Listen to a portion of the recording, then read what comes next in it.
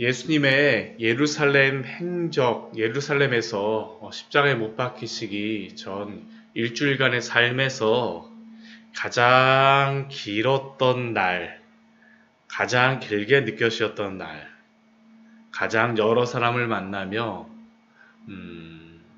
가장 바쁜 일정을 소화하셨던 날이 언제일까요? 그 날은 바로 화요일 날입니다. 화요일. 우리가 지금 계속 보고 있는 이 마가복음 12장의 말씀, 이 말씀은 어떠한 말씀이냐 하면 예수님께서 자신에 대하여서 신학적인 논쟁을 걸어온 그러한 사람들과 종교 지도자들과 계속적으로 논쟁하시는 날이 바로 이 화요일의 날입니다. 앞에서 성전 청결의 그러한 것들을 그 전날 행하셨었는데, 예수님께서 성전 청결의 일들, 장사하는 자들과 또 돈 바꾸는 자들을 다 상을 엎으시고 내어 쫓으시자, 그 다음 날이 되어서 예루살렘의 성전에 그 종교 지도자들이 와서 예수님께 대하여서 논쟁을 건 것입니다.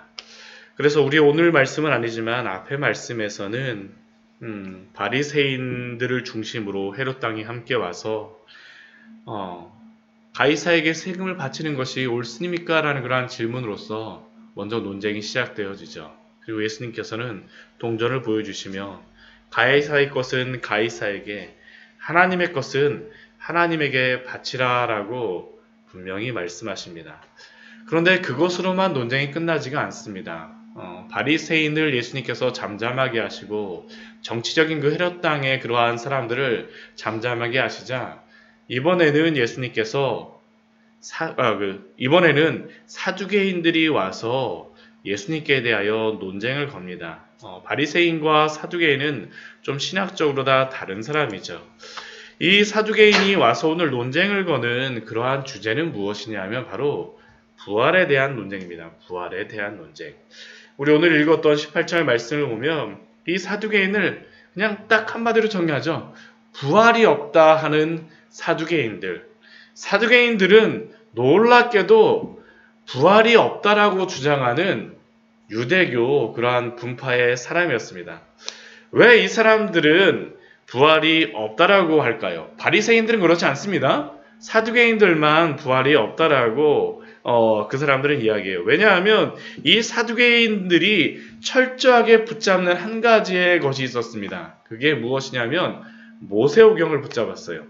그들은 오직 토라, 모세오경만을 유일한 하나님의 말씀으로 받아들이고 나머지의 말씀들에 대해서는 받아들이질 않았습니다. 그러다 보니까 이 모세오경 안에는 부활에 대한 명확하게 나오는 말씀이 없기 때문에 그들은 부활이 없다라고 하고 또한 영도 없다라고 하고 천국과 지옥도 죽음 이외의 삶도 부정하였던 사람들이 바로 이 사두개인들입니다. 성경에 충실하고자 했는데 오히려 그것이 부활이 없다라고 하는 그러한 결론에 이르렀습니다.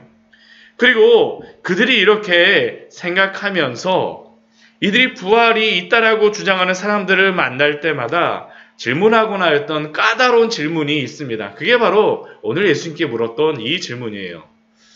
그것은 신명기 25장 5절과 6절에 나오는 그러한 말씀을 가지고 그들이 가지고 있었던 그러한 부활에 대하여서 근본적으로 의문을 가지고 있었던 그러한 질문입니다. 신명기 25장 5절과 6절 말씀을 보면 무엇이 나오냐 하면 그 형사치수법, 좀 어렵죠? 형이 죽었을 때에 그 형의 아내를 취하는 그러한 법에 대한 것이 나오는 것이 바로 이 신명기 25장 5절과 6절의 말씀입니다.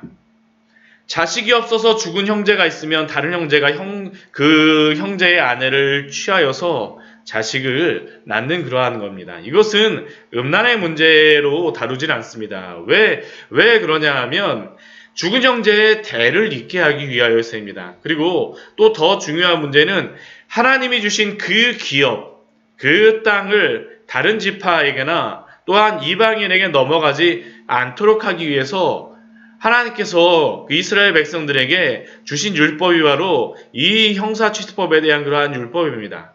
그런데 사두개인들이 가져온 문제가 무엇이냐 하면 이 형사취수법의 그러한 것들을 가지고 질문을 합니다. 7명의 형제가 있습니다, 예수님. 만약 7명의 형제 중에 가장 첫 번째가 어떤 한 여인과 결혼했는데 자식이 없이 죽었어요.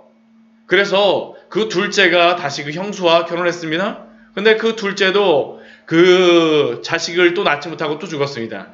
이렇게 하다가 7명이 다 죽으면 다 죽고 나중에 여자도 죽었는데 이렇게 죽게 된다면 도대체 부활 이후에 이 여인은 누구의 아내가 되겠습니까? 이게 바로 이 사두개인들의 질문이었습니다. 전가의 보도와 같은 질문이 바로 이들의 질문입니다. 부활이 있다라고 하는 자들에게 항상 이 질문을 하는 것이죠. 7사람이 다 그의 아내를 취하였으니 부활 때, 곧 그들이 살아날 때 그 중에 누구의 아내가 되는 것이 옳겠습니까? 여러분들은 무엇이라고 대답하시겠습니까? 우리는 무엇이라고 대답해야 될까요? 참 난처한 질문입니다. 난처한 질문이죠.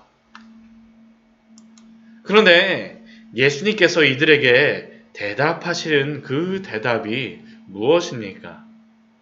2가지로 대답하십니다. 첫 번째는 너희가 성경도 알지 못한다입니다. 이것은 사두개인들에게 참 말도 안 되는 그러한 대답이었죠.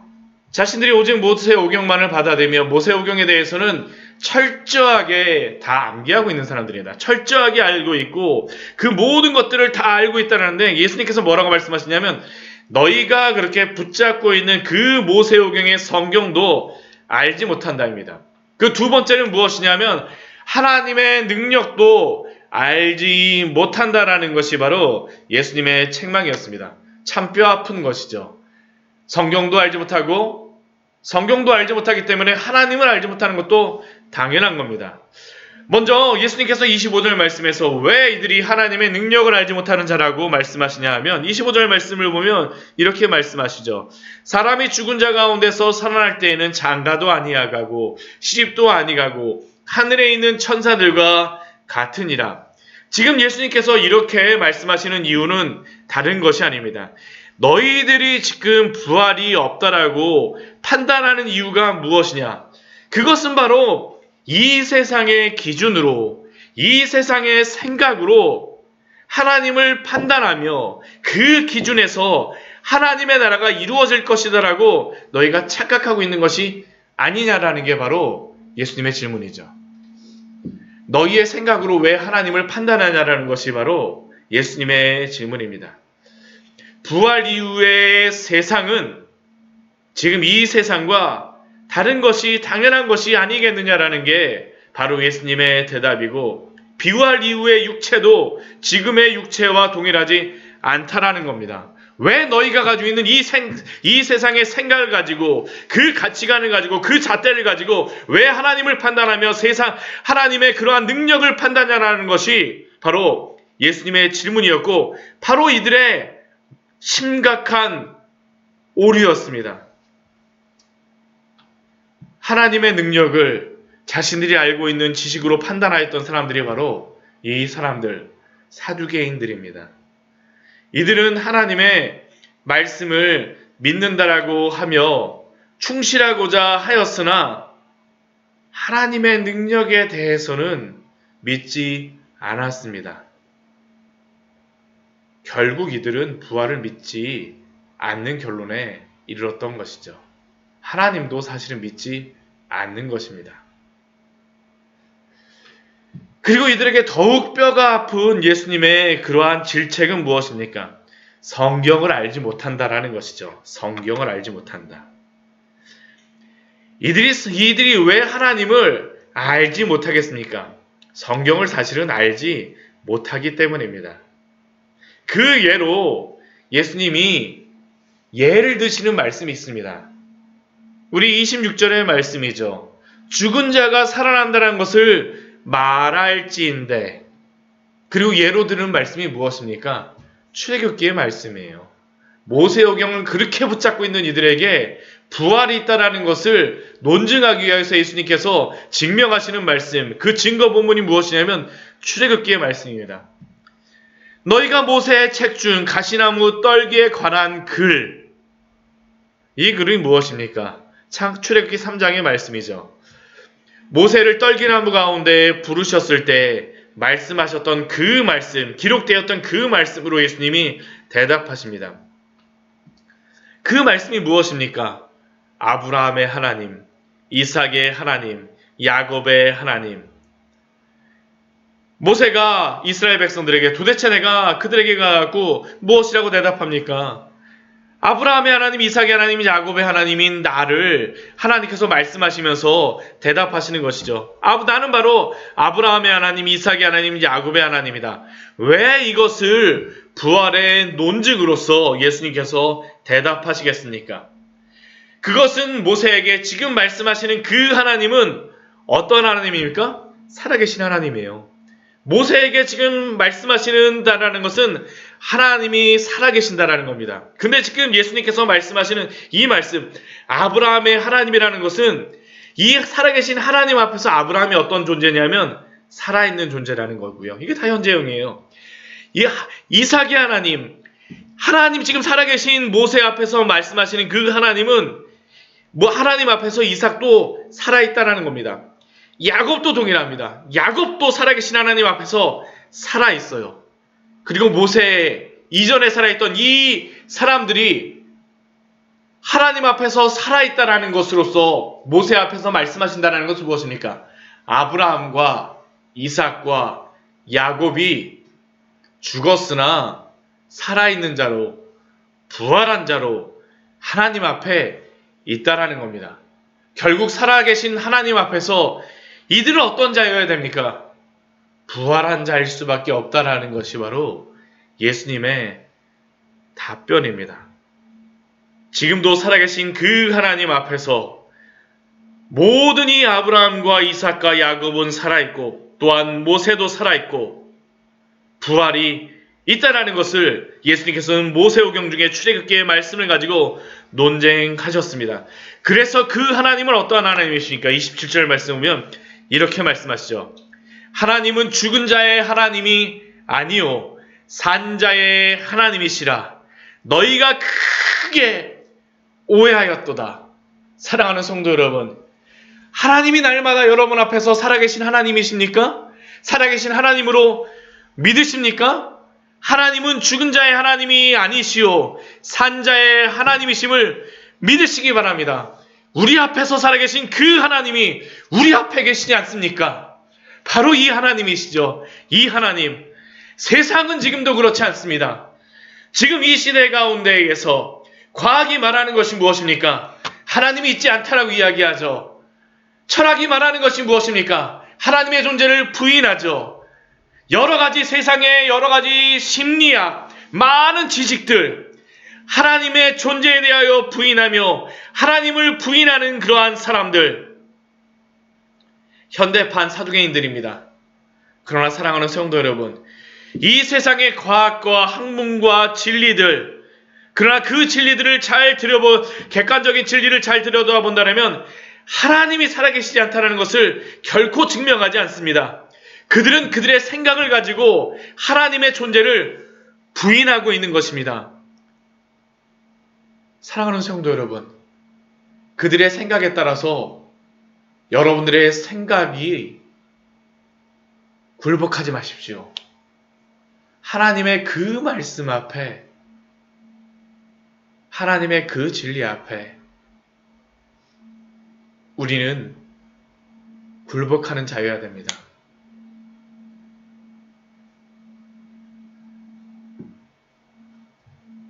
지금 이 말씀을 하시는 예수님은 어떤 분이십니까? 요한복음 말씀에서 분명히 말씀하시죠. 나는 부활이요 생명이니 나를 믿는 자는 영원히 살겠고. 살아계신 하나님, 살아계신 예수 그리스도 앞에서 부활을 부인하는 이 사람들, 이 시대의 생각을 따라가지 마십시오. 오직 하나님 앞에서, 살아계신 예수 그리스도 앞에서, 우리 안에 내주하시는 성령 안에서 날마다 그 믿음을 지키시는 우리 귀한 성도님들 되시기를 축원합니다. 축원합니다. 세상의 안경으로 복음의 진리를 판단하는 것이 아니라 우리 주 예수 그리스도를 통한 그 복음의 진리로 이 시대를 판단하는 믿음의 눈과 지혜를 갖추시는 우리 귀한 성도님들 되시기를 축원합니다. 그리고 이어서 그 서기관 중 한 명이 예수님의 이러한 답변을 듣고 나서 예수님께 질문을 합니다. 그렇다면 예수님, 모든 계명 중에서 첫째 되는 계명이 무엇이겠습니까? 이 서기관은 예수님께 대하여서 논쟁을 걸기 위해서 온 사람은 아닙니다. 이 뒤에 말씀을 보게 되면. 근데 이 서기관이 이렇게 질문하는 이유가 있습니다. 이 시대에는 랍비에게, 자기가 선생이라고 하는 사람들에게 가서 성경의 가장 위대한 진리가 무엇인지를 질문하는 것이 그들이 존경하는 선생에 대하여서 가지는 그러한 질문이었습니다. 이 서기관이 와서 예수님께 질문하죠. 모든 계명 중에 첫째 되는 계명이 무엇이겠습니까? 예수님의 대답이 무엇입니까? 첫째는 이것이니 이스라엘아 들으라. 주 곧 우리 하나님은 유일한 주시라.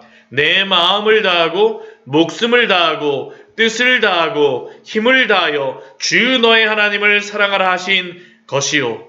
이 말씀 그대로 하나님을 사랑하신 우리 귀한 성도님들 되시기를 축원합니다. 이게 바로 첫째 계명입니다. 또 예수님께서 말씀하시는 그것도 무엇입니까? 둘째는 이것이니 내 이웃을 내 자신과 같이 사랑하라 하신 것이라. 이보다 더 큰 계명이 없느니라. 예수님이 말씀하시는 이 모든 말씀은 모세오경에 나와 있는 그 말씀이죠. 앞에 29절과 30절 말씀은 신명기 6장 4절과 5절에 나와 있는 이스라엘아 들으라 말씀하는 쉐마에 대한 그러한 말씀이고, 또한 이 31절의 이 말씀은 레위기 19장에 나와 있는 내 이웃을 내 몸과 같이 사랑하라는 그 레위기의 말씀입니다. 그리고 예수님께서는 이 말씀을 가장 중요한 계명으로 우리에게 주셨습니다. 사랑에 대한 계명이죠. 사랑에 대한 계명. 예수님을 믿는 자들에게 또한 사랑에 대한 계명은 우리가 지킬 것이지 않습니까? 우리가 이 사랑의 계명을 끝까지 지켜나가야 되는 성경의 진리이자 성경의 핵심입니다. 우리도 순종해야 됩니다. 만약 우리가 이것을 가지지 않는다면 우리의 신앙이 굉장히 공허해질 수 있어요. 우리가 만약 이 세상의 이웃만 사랑한다라면서 이 세상의 이웃은 사랑하지 않고 하나님만 사랑하게 되면 어떻게 되겠습니까? 신비주의적인 그러한 신앙에 빠지겠죠. 신비주의적인 종교 생활을 하거나 아니면 하나님만 생활하느라면서 세상과 전혀 관계없는 그러한 우리의 신앙의 모습들, 세상과 단절된 그러한 신앙생활을 할 것입니다. 반대로 우리가 이웃만 사랑한다라고 하면서 하나님 사랑하지 않으면 어떻겠습니까? 그것은 신앙이 아니죠. 도덕이 될 것입니다. 우리는 사랑해야 합니다. 하나님을 사랑하고 이웃을 사랑하고. 그러자 이렇게 이 서기관이 예수님이 이렇게 대답하시면 무엇이라고 말합니까? 선생님, 옳습니다. 당신의 말이 참으로 옳은 진리입니다. 라고 그가 대답을 32절 말씀에서 하죠. 그리고 이렇게 하는 것이 바로 33절 말씀을 보면 그 제물을 전체로 드리는 모든 번제물과 기타 제물과 제물보다 낫다라고 그는 대답하고 있습니다. 그러나 이것은 놀라운 그의 신앙의 또한 고백입니다. 왜 그렇습니까? 예수님이 이렇게 논쟁을 하시는 이유가 무엇입니까? 성전 청결 때문에 그러죠. 지금 그 옆에 있는 모든 사람들은 제사법이 중요하다는 것 때문에 예수님께 와서 논쟁을 하고 있습니다. 그런데 이 사람은 모든 제물보다 이 계명이 더욱 중요하다라고 말합니다. 그러자 예수님께서 대답하시는 것이 무엇입니까? 내가 하나님의 나라에서 멀지 않도다 하시니. 하나님의 나라에서 멀지 않아요.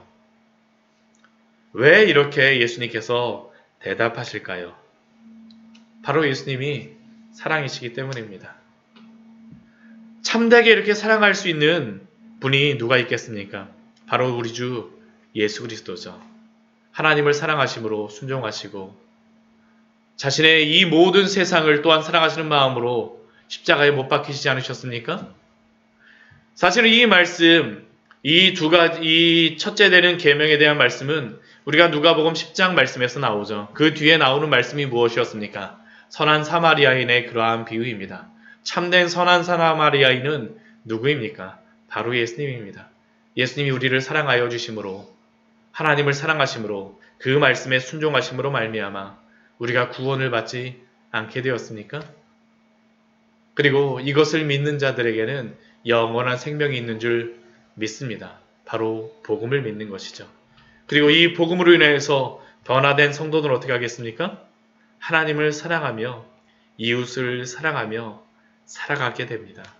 오늘 하루의 삶 속에서 예수님이 알려주신 이 큰 계명을 따라서 사랑함으로, 하나님을 사랑함으로, 예수 그리스도를 사랑함으로 세상에 속하는 것이 아니라, 그렇다고 세상을 미워하지 마십시오. 세상에 속하지 말고 세상을 사랑하심으로 오늘도 이 세상 속에 하나님의 아름다운 자녀로서 하나님의 영광을 드러내는, 그 아름다운 자태를 드러내는 우리 귀한 성도님들 되시기를 축원합니다. 같이 기도하도록 하겠습니다.